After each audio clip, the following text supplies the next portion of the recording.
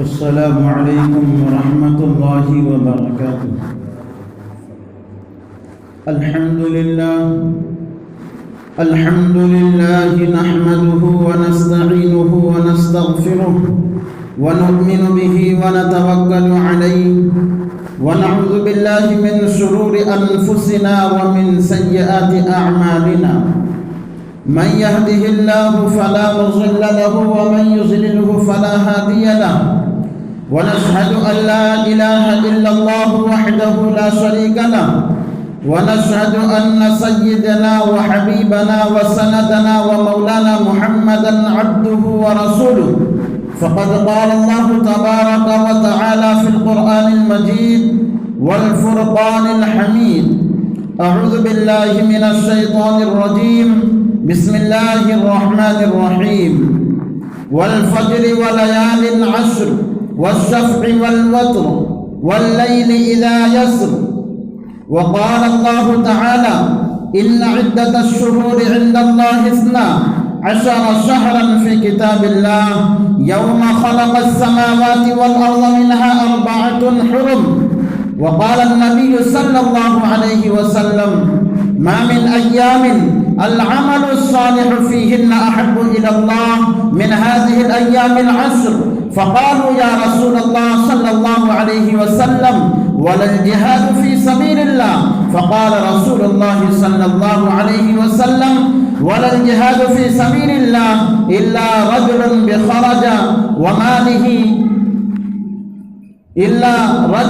خرج بنفسه وماله فلم يرجع من ذلك بشيء. صدق الله العظيم وصدق رسوله النبي الكريم، ونحن على ذلك لمن الشاهدين والشاكرين والحمد لله رب العالمين.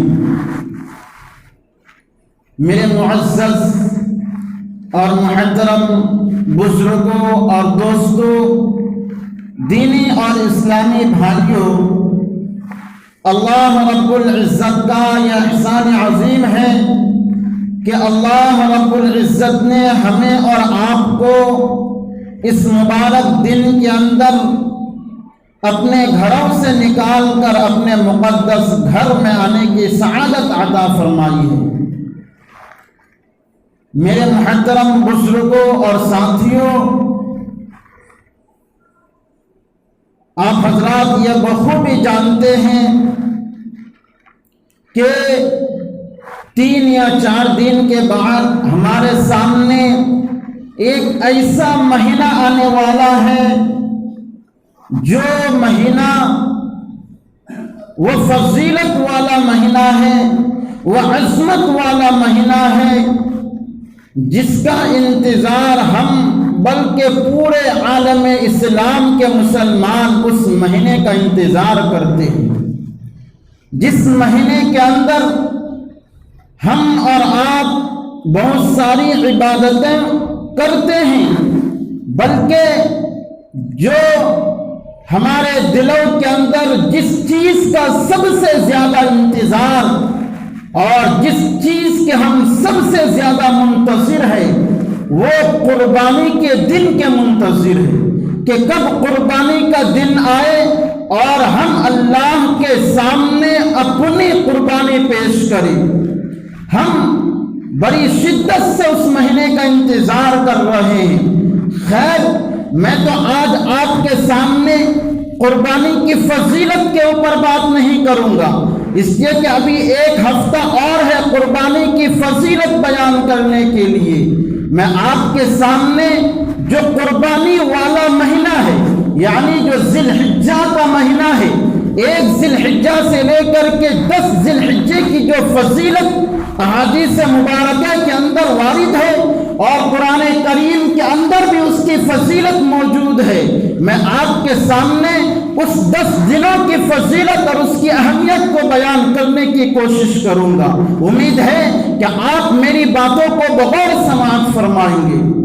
میں نے آپ کے سامنے قرآن کریم کی چند آیتیں آپ کے سامنے تلاوت کی ہے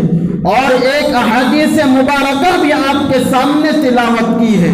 سب سے پہلے میں آپ کو یہ بتا دوں، جس آیت مبارکہ کو میں نے آپ کے سامنے خطبہ مسنونہ کے اندر تلاوت کی ہے۔ اللہ تبارک و تعالی ارشاد فرماتے ہیں ان عدت الشہور عند اللہ 12 شہرا فی کتاب اللہ یوم خلق السماوات والارض منها 4 حرم۔ آپ جانتے ہوں گے کہ یہ جو پورے سال کے مہینے ہیں یہ نہ ہم متعین کیے ہیں نہ اور دیگر لوگ متعین کیے ہیں، بلکہ اللہ نے ان مہینوں کو خود متعین کیا ہے۔ لیکن ان 12 مہینوں میں سے 4 ایسے مہینے ہیں اللہ تبارک و تعالی ارشاد فرماتا ہے 4 حرم، یہ 4 مہینے یہ حرمت والے مہینے ہیں۔ ان 4 مہینوں کی عظمت اور ان 4 مہینوں کی فضیلت میں نے اس وقت بیان کیا جب اللہ نے آسمان اور زمین کی تخلیق کی تھی۔ خود قرآن کہتا ہے ان عدت الشہور عند اللہ 12 شہرا فی کتاب اللہ یوم خلق السماوات والارض منها 4 حرم، کہ سالوں مہینوں کی گنتی اسلامی تعداد کے اعتبار سے 12 ہے، لیکن ان 4 جو حرمت والے مہینے ہیں جس کو فرمایا کہ 4 حرم، وہ 4 مہینے کون کون سے ہیں؟ ایک ذی قعدہ ہے اور ذی الحجہ ہے اور ایک محرم اور رجب کا مہینہ ہے۔ ان 4 حرمت والے مہینوں کی فضیلت اللہ نے کب بیان فرمایا؟ اللہ نے جب آسمان اور زمین کی تخلیق کی تھی اس وقت اللہ نے ان 4 حرمت والے مہینوں کی فضیلت کو بیان فرمایا تھا۔ اب ذرا سوچیں ان 4 حرمت والے مہینوں کے بارے میں احادیث مبارکہ کے اندر آتا ہے کہ زمانہ جاہلیت کے دور میں بھی ان 4 حرمت والے مہینے کو محترم اور متبرک سمجھا جاتا تھا، اور اگر کوئی ایک دوسرے کے لیے قتل کی طرف بڑھتا تو دوسرا شخص اس کو قتل بھی نہیں کرتا تھا، صرف اس وجہ سے کہ یہ حرمت والے مہینے ہیں، یہ عظمت والے مہینے ہیں، یہ بابرکت والا مہینہ ہے، جس واسطے ہم اس مہینے کے اندر قتل و قتال اور غارت گری کو انجام دینا گوارا نہیں سمجھتے ہیں۔ میرے دوستو، قتل و قتال کرنا زمانے جاہلیت کے اندر بھی اس مہینے کے اندر چھوڑ دیتا تھا۔ وہ یہ سمجھتے تھے اس مہینے کے اندر ہم ان تمام کاموں کو انجام نہیں دیں گے، لیکن میرے دوستو ان 4 حرمت والے مہینوں میں سے ایک مہینہ ذی الحجہ کا مہینہ ہے جو ہمارے سامنے 4 دن کے بعد آنے والا ہے۔ میں نے آپ کے سامنے قرآن کریم کی ایک سورت کی جو 4 آیتیں آپ کے سامنے تلاوت کی ہے، سورہ فجر کی 4 آیت میں آپ کے سامنے پڑھی تھی۔ فرمایا والفجر ولیال عشر والشفع والوتر واللیل اذا یسر۔ اللہ تبارک و تعالی اس 4 آیتوں کے اندر قسم کھا کھا کر بیان فرماتا ہے والفجر، قسم ہے فجر کے وقت کی، آگے فرمایا واللیل والفجر ولیال عشر، اور قسم ہے 10 راتوں کی، پھر آگے فرمایا والشفع والوتر، قسم ہے جوڑے اور طاق کی، پھر آگے فرمایا واللیل اذا یسر، اور قسم ہے جانے والے راتوں کی۔ اب ذرا سوچئے اللہ تبارک و تعالی ان آیتوں کے اندر قسم کھا رہا ہے۔ آپ سمجھ سکتے ہیں اور سوچ سکتے ہیں کہ اللہ تبارک و تعالی کو قسم کھانے کی ضرورت کیا ہی ہے، اس لیے کہ اللہ کو ہماری عبادتوں، اللہ تبارک و تعالی ہماری عبادتوں کا محتاج نہیں ہے۔ اگر ہم پوری زندگی ایک عبادت نہ کریں تو اللہ کی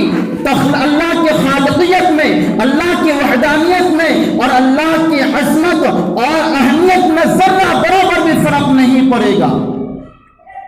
اب ذرا سوچئے کیوں اللہ تبارک و تعالیٰ قسم کھا رہا ہے، بلکہ ایک جگہ نہیں بلکہ قرآن کریم کے کئی جگہ اللہ تبارک و تعالیٰ قسم کھا کر بیان فرماتے ہیں، اور اس آیت کے 4 آیتوں، اس سورت کے شروع کے 4 آیتوں کے اندر اللہ تبارک و تعالیٰ قسم کھا رہے ہیں۔ آج ہم اور آپ اگر دنیا کے اندر کوئی قسم کھاتے ہیں تو ہم اس وجہ سے قسم کھاتے ہیں کہ ہماری بات تاکہ پکی ہو جائے، ہماری بات سامنے والا مان جائے کہ ہاں یہ جو قسم کھا کر یہ بات کہہ رہا ہے یقیناً اس کی بات درست ہوگی، یقیناً اس کی بات کے اندر کوئی دم ہوگی، جس لیے یہ شخص لوگوں کے سامنے قسم کھا رہا ہے۔ یہی حال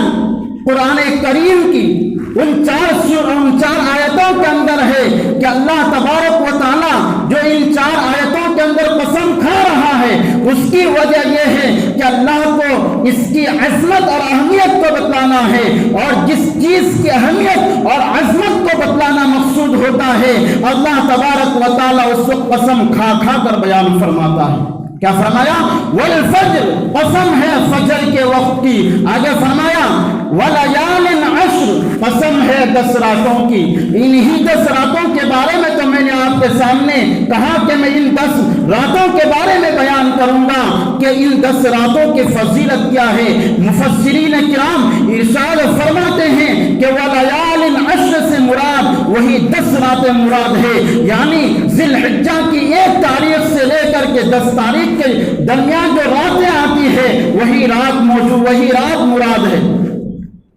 آگے فرمایا واللیل اذا ولیال عشر والشفع والوتر، اور فرمایا کہ شفع سے مراد یہ ایام نحر یعنی قربانی کے دن مراد ہے، اور وتر سے مراد یہ 9 ذی الحجہ کا دن مراد ہے، جہاں حجاج کرام یوم عرفہ کے میدان میں پہنچتے ہیں اور وہاں پہنچنے کے بعد وہ وہاں جا کر جو عبادتیں ہوتی ہیں، وہاں جا کر جو رکن ہوا کرتا اسلام کا اس کو ادا کرتے ہیں۔ میرے دوستوں آپ ذرا سوچئے ان 10 راتوں کی فضیلت اللہ نے قرآن کریم کے اندر ارشاد فرمایا، اور ایسے نہیں فرمایا بلکہ قسم کھا کر فرمایا والفجر ولیال عشر والشفع والوتر واللیل اذا یسر۔ اور میں نے آپ کے سامنے ایک حدیث بھی تلاوت کی تھی، حضرت ابن عباس رضی اللہ تعالیٰ عنہ روایت فرماتے ہیں آقا کریم صلی اللہ علیہ وسلم کا ارشاد ہے کہ ما من ایام العمل الصالح فیہن احب الی اللہ من ایام العشر، فقالوا یا رسول اللہ صلی اللہ علیہ وسلم فقال رسول الله صلى الله عليه وسلم ولا الجهاد في سبيل الله، فقال رسول الله صلى الله عليه وسلم ولا الجهاد في سبيل الله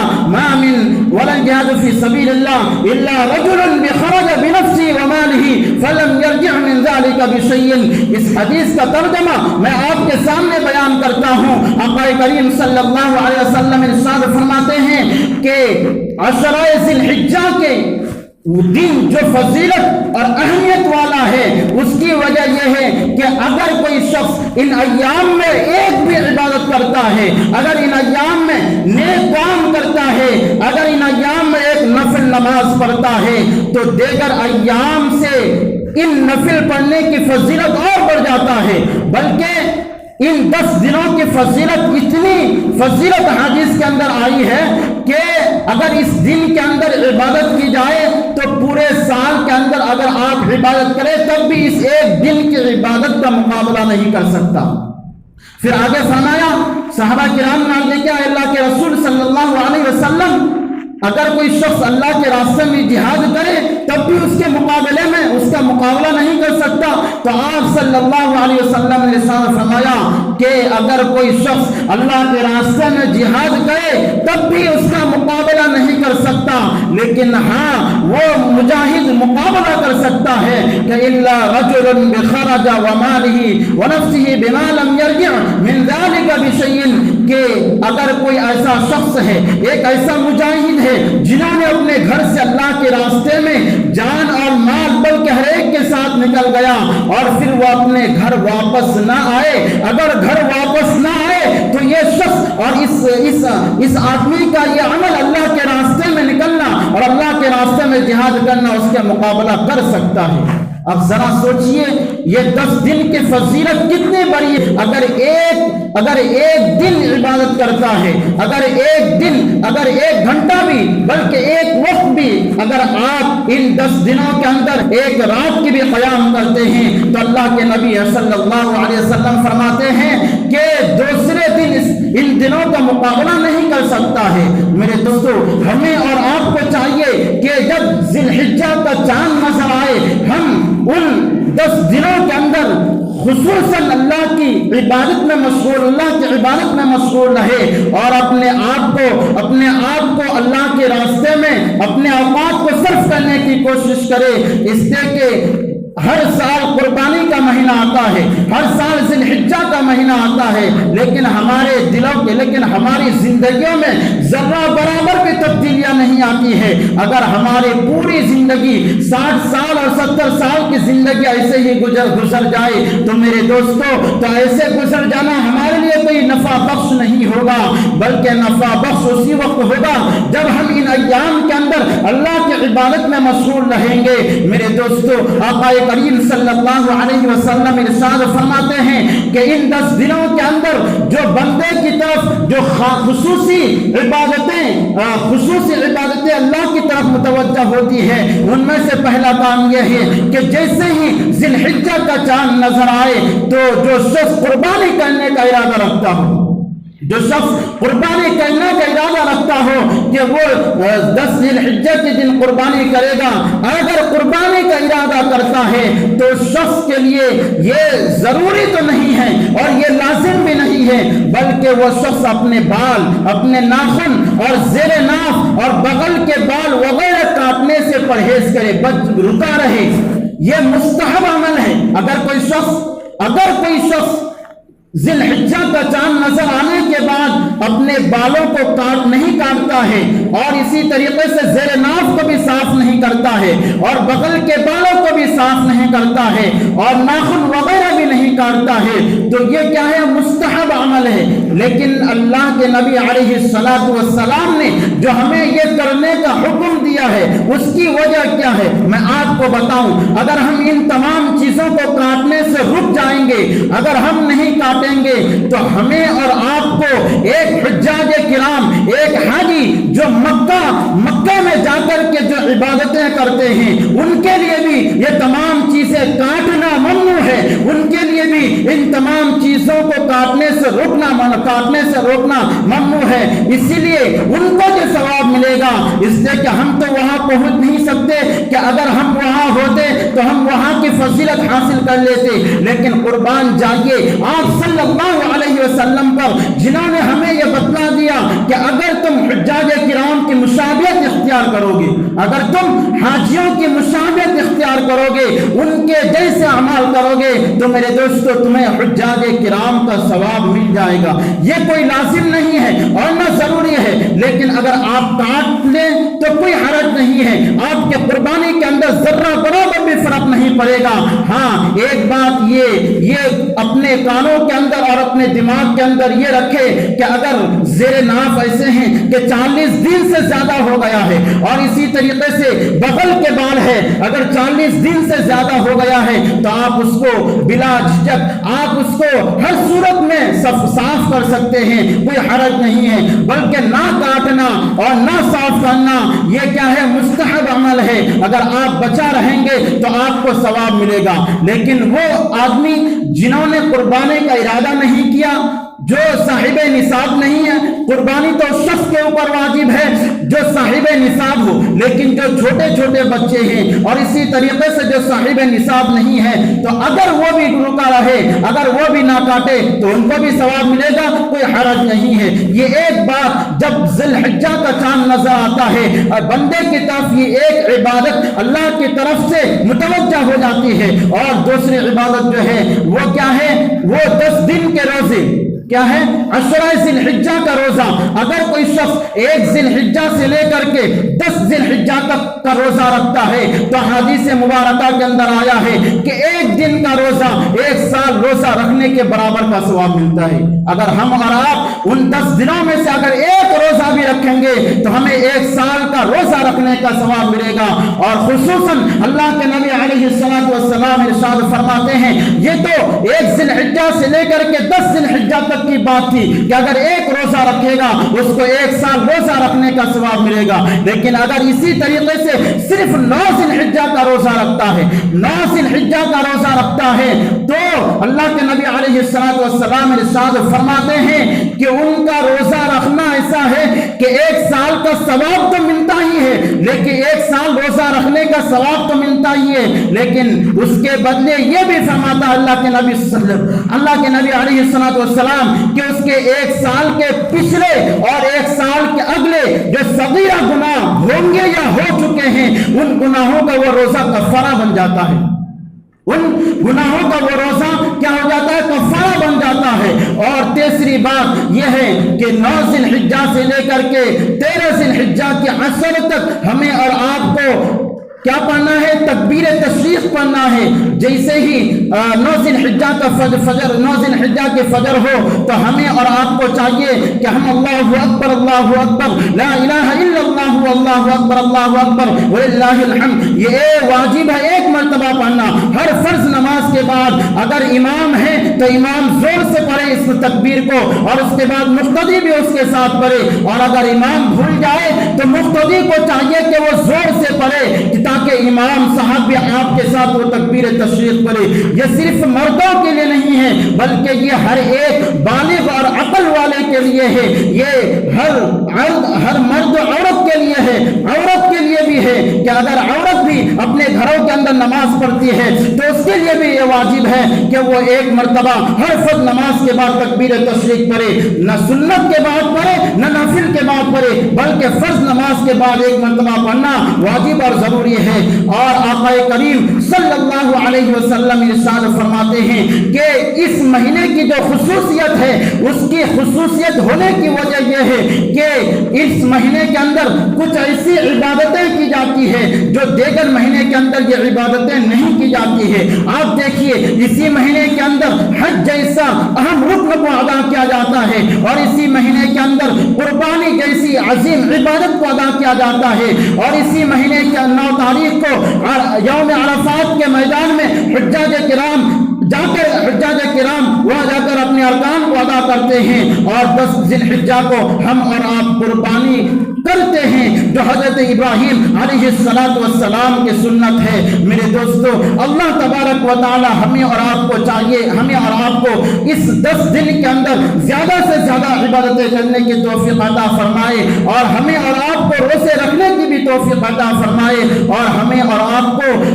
خوش دلی سے اور صاف نیت سے قربانی کرنے کی توفیق عطا فرمائے۔ آمین۔ وآخر دعوانا الحمدللہ رب العالمین۔